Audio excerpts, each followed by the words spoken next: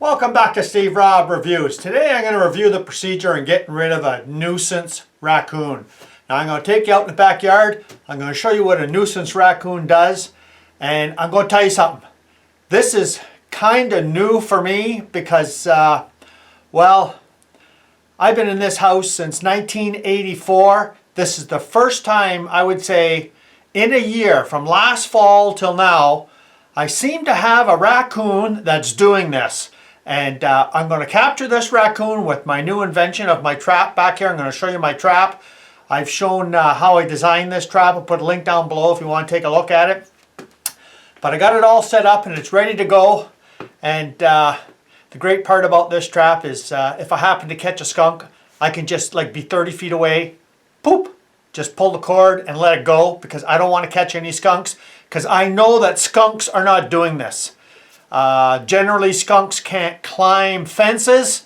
I looked around my property. There's no holes underneath my fence. So I am positive that it is a raccoon because, yeah, this has been going on in my front yard, my side yard, now the backyard. I'm going to show you what a raccoon does when it's crazy. And I'm going to relocate this crazy raccoon. Let's go out in the backyard. Let's take a look and see what it's doing. Okay, so let's start off right here. Here's my handle for the trap, for the 30-foot long cable that I have for it. And there's the trap right there. And if we just stand back a bit here, I'm going to show you what this thing's been doing. Check that out. Yeah, like this is like some crazy, raccoon. And you'd think that I would have grubs in my lawn or something, but no, there's no grubs or anything. And it's just going crazy, just digging everything up. So this is not just the first site, but last fall, man, I had to resaw it all over the place. So here is the trap. It's all ready to go. 2 marshmallows here, 1 marshmallow there, and it's all ready to go. So stay tuned. I'll bring you back in the morning. I've got to sort this all out today and kind of tamp it back down. And then I'll see you in the morning and we're going to see if we got a raccoon in there. Okay, it's the next morning. This is the update. And the raccoon was here last night. And if we just take a look over here, you could see where, I've tried to tamp it down the best I can. And I kind of raked it out. But I'm going to have to get my small little tiller and just till that all up. And you can see where chewing up here, chewing up here, chewing up over there. Yeah, they'll just continue until the whole yard's chewed right up. But,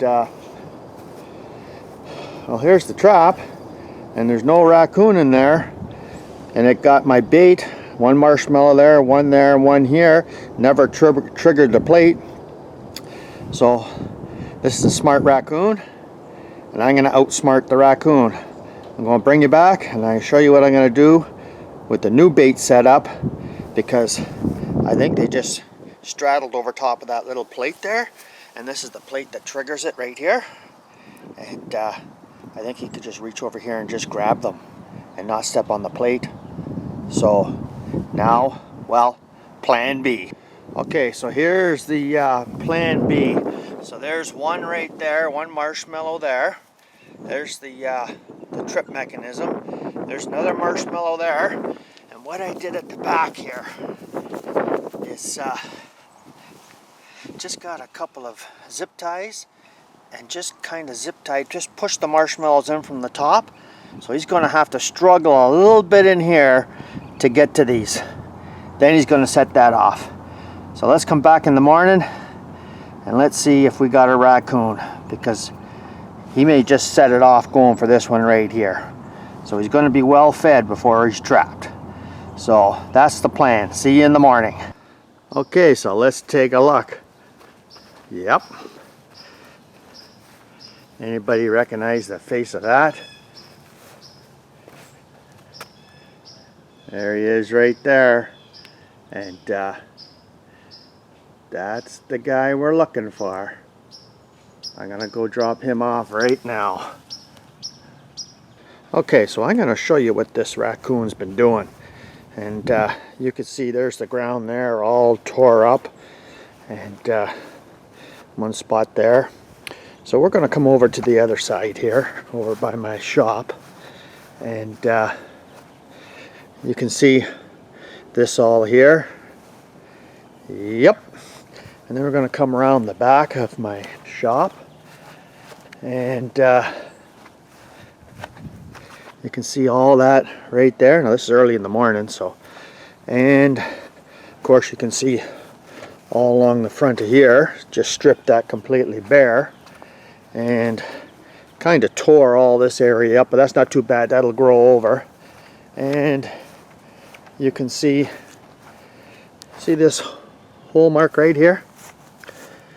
So that was before he actually got into the trap, I guess, so I know I got the right one. And you can see right here where I've overseeded all of this.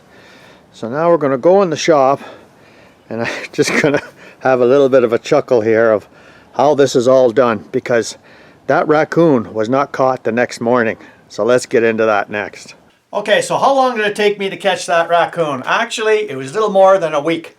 I had that trap out there for a little more than a week till finally, yeah, today was the day.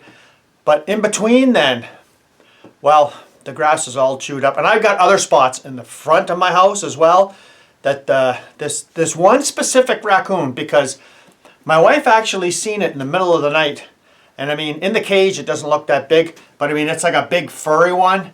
And of course you could see where the spot was where they dug there first, and then he made his way around to the trap. But I'll tell you something, the marshmallows worked perfectly.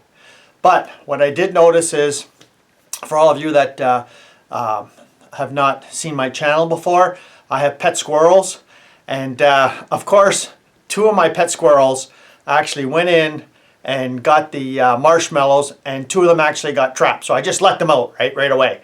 But what I had to do in the future was close the door during the daylight hours. I'd come out maybe when it's almost dark, then I'd open up the trap and I'd set it for the raccoon only. In the morning, I'd come out and I'd close the trap, because I don't want to trap any squirrels, right? So the squirrels will go for the marshmallows.